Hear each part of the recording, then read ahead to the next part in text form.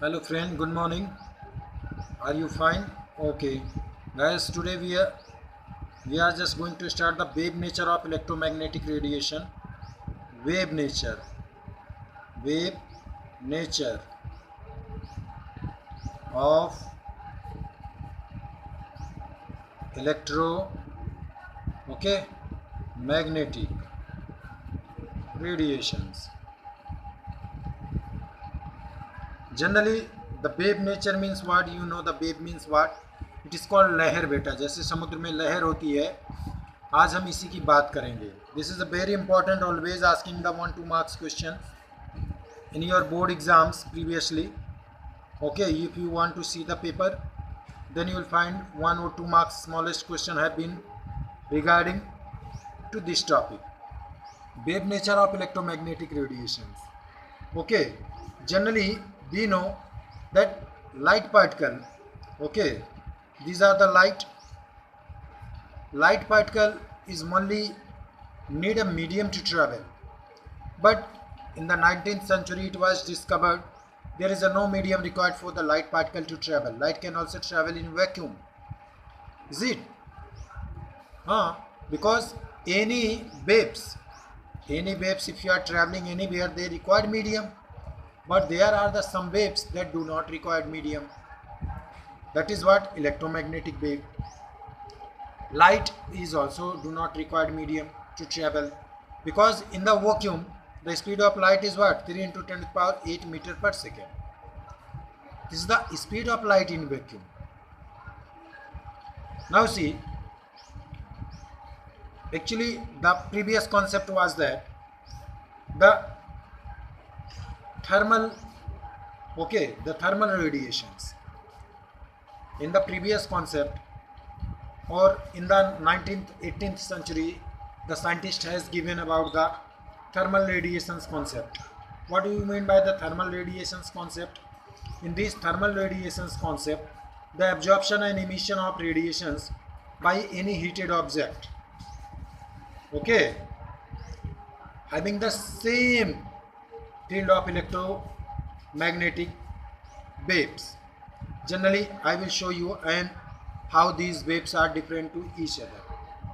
Just see, thermal radiations law occurred in 1850, and theory of electromagnetic waves and the emission of such waves by accelerating charged particles has developed in 1870 by James Maxwell. Guys, very important.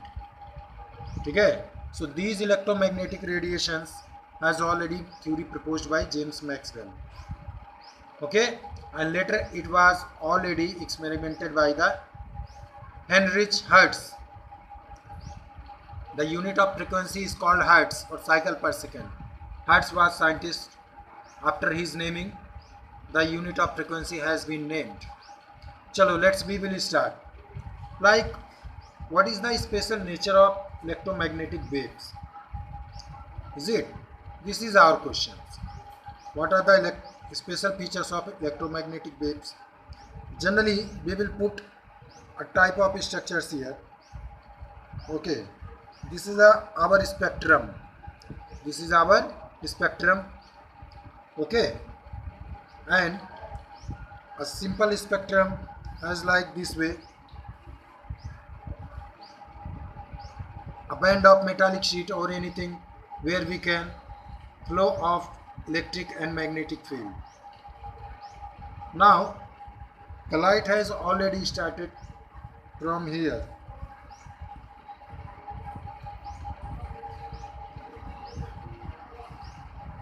This is a light, and this is the direction of propagation. Light is generally straight in a straight line. Light generally travel in straight line. So this is called electric field. This wave is generally called electric field. Okay, and just apart from the electric field, there is another waves that is started like this way. Okay, that is called magnetic field. That is called magnetic field. Now see, both waves are there. Understood? And these are the plotting, x-axis and y-axis. These may be the x-axis and these are the y-axis. Okay, from where this magnetic wave has started. These are the y-axis and these are the x-axis. Now see, what is the special characteristic of these electromagnetic waves? First number is saying what? Oscillating electric and magnetic field produced by oscillating charged particles. If these charges are already producing in the circuit, means any electromagnetic circuit, if the charged particles will be vibrated, then only electric and magnetic, okay, field will be produced. And generally we know बेटा, किसी चीज़ में electricity अगर जो flow होती है उसके चारों तरफ पर मेटालिक कॉइल्ड होता है तो वो अपने आप मैग्नेटिक फील्ड क्रिएट करता है। इतना तो आप लोग 10th में पढ़ चुके हो मोटर्स के बारे में, ठीक है। और जैसे ही हम चार्ज ऑफ इलेक्ट्रॉन्स फ्लो बंद कर देते हैं, the magnetic field will stop and not working. तो इस तरह से जो होता है हमारा ट्रांसफार्मर और भी सारे इलेक्ट्रिकल इक्विपमेंट्स वर्क करते हैं, because the magnetic field is required to conductions and generate some higher electricity around their bodies, ठीक है। तो अब देखो ये इतनी सारी चीज़ें, पहला चीज़ें क्या निकल के इलेक्ट्रोमैग्नेटिक रेडिएशंस के बारे में, ये तभी प्रोड्यूस हो सकती हैं जब इसके चार्ज पार्टिकल्स को वाइब्रेट करें, ठीक है, when the charge particles of this one will be vibrated. Second number क्या है? These are the perpendicular to the direction of propagation of waves. Perpendicular मतलब अगर जिधर इनका डायरेक्शन होगा ये उधर ही जाएंगी एंड सरफेस से टकराएंगी। अभी हमने दिखाया एक एक्स एक्सिस है, एक्स एक्सिस के ये क्या होंगी? परपेंडिकुलर होंगी, ठीक। जहाँ से स्टार्ट होंगी वहाँ से ये परपेंडिकुलर होगी, या जहाँ जिस सरफेस से टकराएंगी वहाँ से ये उसके परपेंडिकुलर होंगी, ठीक है। कोई भी रेस, कोई भी चीज़ कहीं से निकलती है या तो उससे परपेंडिकुलर होगी या जिस सरफेस से टकराएगी उससे परपेंडिकुलर होगी। फिर उसके बाद उसको डिस्पर्स कितना होना है तो डिपेंड करता है उसके नेचर के ऊपर, ठीक है। और दूसरी बड़ी चीज़ क्या है? जो साउंड वेव्स होते हैं पानी में, दूसरा पॉइंट क्या है? Sound waves they are generally produce in the water, they are also coming under electromagnetic waves and they do not require any medium, they can also move in vacuum। इसलिए हम लोग जानते पानी में लाइट की speed क्या हो जाती है? कम हो जाती है बेटा। क्या होती है? कम हो जाती है। नियर अबाउट कितनी हो जाती है? वाटर में 2 × 10⁸ मीटर पर second. This are the speed of light in water. So अब वैक्यूम में हम देखे थे कुछ भी नहीं कम हो रहा था, एयर के बराबर ही था, लेकिन पानी में लाइट की स्पीड क्या होती है? वो कम हो जाती है, क्योंकि पार्टिकल्स जो होते हैं थोड़ा कम क्लोजर आते हैं, तो इसलिए ऐसा होता है। अब पानी में जो इलेक्ट्रोमैग्नेटिक वेव्स होते हैं उन्हें ट्रैवल करने के लिए किसी मीडियम की ज़रूरत नहीं होती, because water is a good conductor of electricity, ठीक है। तो रेडिएशंस को वो भी इजीली फ्लो कर देता है, पार्टिकल्स के बीच में स्पेस होता है, तो easily there can be flow of electromagnetic radiations. See? And now point number third,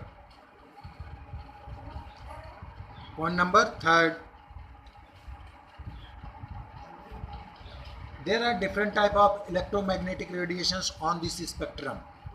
I will show and tell you the uses of each and every electromagnetic radiations। देखो बेटा, एक हमारा स्पेक्ट्रम है। स्पेक्ट्रम मतलब जहाँ पे सारी लाइट एक साथ पड़ के और एक प्लेट पे, एक पट्टी पे पड़ रही है, ठीक है, दैट इज़ कॉल्ड स्पेक्ट्रम। और वो उस स्पेक्ट्रम पे पढ़ने के बाद एक हमें कलर्ड ऑब्जर्व कराती हैं, ओके। तो spectrum where all lights are falling together and we are just try to identify that lights. तो एक स्पेक्ट्रम हमको लेना है कोई भी हो सकता है, मेटालिक भी हो सकता है, पर्दा भी हो सकता है जिससे हम लाइट को फॉलो अप करा सकते हैं।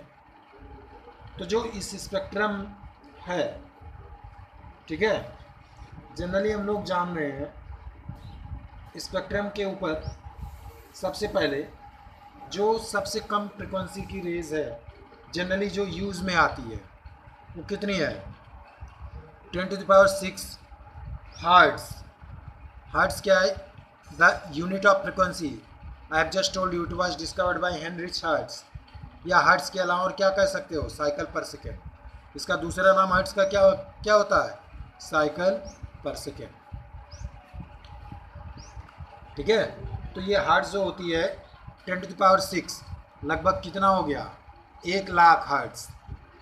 ये यूज़ होता है जानते हो किस में? रेडियो सिग्नल्स में। जो आजकल लोग एफएम सुनते हैं या कोई और, इसलिए इजीली पकड़ता है इस वेब के ऊपर। तो ब्रॉडकास्टिंग का वेब बहुत लंबा नहीं होता है, इतना यूज्ड होता है।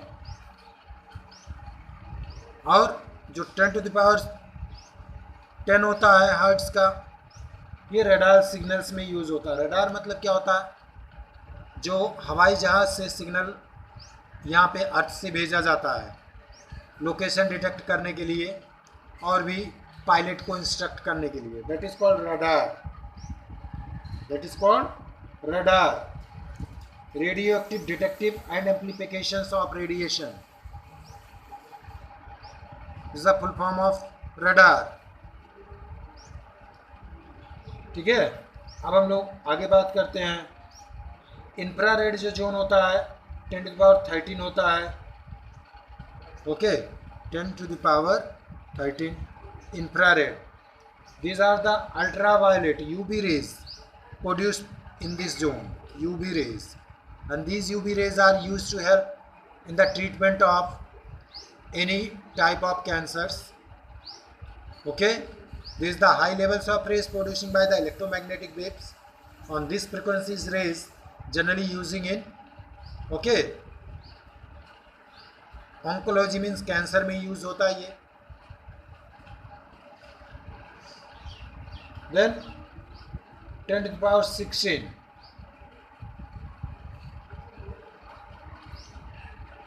These are the generally sun's radiation. Sun से जो रेडिएशंस निकलती है एनर्जी वो इतनी होती है लगभग 10⁻16 हर्ट्ज की। ठीक है, जो सन के पार्टिकल्स का रेडिएशन है इतना होता है, और जो इससे स्मॉल होता है, इससे स्मॉल कितना? थोड़ा सा कम, यानी 10⁻15। इतना तो स्पेक्ट्रम पे विजिबल है, लेकिन इसके बाहर ये नहीं विजिबल है। तो ये डिफरेंट है रडार्स। और जैसे जैसे जिसकी फ्रिक्वेंसी होती है उस लाइट का एब्जॉर्बेंस कलर पार्टिकल्स भी वैसे होता है। हर एक लाइट पार्टिकल्स की कलर और वेवलेंथ अलग अलग होती है। ठीक है, तो जनरली हम लोग जानते हैं सबसे ज़्यादा वेवलेंथ किसकी होती है? रेड कलर की होती है। यहाँ पे एक चीज़ आपको बता रहे हैं, रेड कलर की वेवलेंथ बहुत ज़्यादा होती है। क्वेश्चन भी कभी कभी पुटअप किया जाता। ठीक है, generally why the railway signals has been made up of red colors? Because the wavelength of the red colors is higher in any seasons. Maybe it's a foggy seasons, winter season, summer season, rainy season. तो आप इसको देख सकते हो। ठीक है, दूर से, इसलिए रेलवे के सिग्नल्स रेड बनाए जाते हैं और इसका वेवलेंथ सबसे ज़्यादा होता है। तो सबसे कम किसका होता है? वायलेट का होता है। सबसे कम किसका होता है? वायलेट का होता है। वायलेट मतलब बैगनी का। वायलेट मतलब बैगनी का सबसे कम होता है। तो ये दो चीज़ें आपको जानना है यहाँ पे। और चौथी बड़ी चीज़ क्या है? Electromagnetic radiations are represented by the different units. क्योंकि यहाँ पे क्या है बेटा, देखो बहुत ध्यान से मेरी बात। यहाँ फ्रिक्वेंसी भी होती, वेवलेंथ भी होता।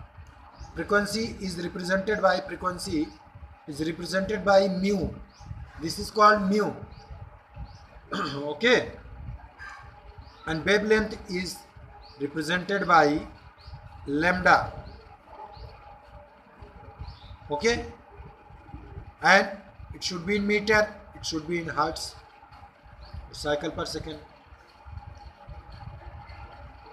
So the SI unit of frequency is hertz or cycle per second.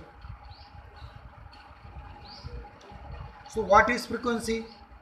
The number of waves that can passes at one particular point in per second is called frequency. And what is wavelength? And wavelength is generally a length that is occurring from one wave to the another wave. Is it? Maybe the length is smaller or bigger. It doesn't matter. Because the waving or the radiations, electric or magnetic radiations will be in the similar patterns, will be moved like this way. ऐसे ऐसे आपको electric जाएगी, magnetic जाएगी, कुछ भी जाएगी, तो wave जो उसका है वो ऑलमोस्ट सेम ही बनता है, क्योंकि स्पीड सेम रहेगी ना. तो सेम सरफेस पे टकराई, ऊपर गई, फिर बनाई वेव, फिर नीचे आई, तो टाइम तो सेम ही ले रही है वो. Is it? तो lambda, this is called lambda, the unit of what? Wavelength. And this is called nu, the unit of frequency. This is symbol. Already these are the symbol, and the SI unit of it is measured in meter and it is measured in hertz or cycle per second. Is it? इतना तो clear हो गया आप लोगों के लिए. And generally हम लोग जानते हैं स्पीड ऑफ लाइट सेम ही है, ये भी मैं बता चुका हूं आपको. ठीक. The other common use quantity used in the spectroscopy is wave number. अब एक नई चीज़ हमारे पास समझ के आई, निकल के आई है, जो स्पेक्ट्रोस्कोपी में यूज़ करते हैं हम लोग, that is called wave number. ठीक है? That is represented by mu bar, the number of wave length per unit length. ठीक है? तो जो पर यूनिट में होता है, मतलब एक सेकेंड में जितने वेव्स बनते हैं, that is called wave number. बेटा एक ही सेकेंड में चाहे इतने इतने जितने बन गए, that is called their wave number. Is it? And its unit is reciprocal, means उल्टा ऑफ वेवलेंथ. तो वेवलेंथ का क्या होता था? मीटर. अब वेव नंबर का क्या होगा? जो म्यू बार से रिप्रेजेंट कर रहे हैं, मीटर पर मीटर, मीटर की power -1 means per metre. Is it? That's all for today. Thank you.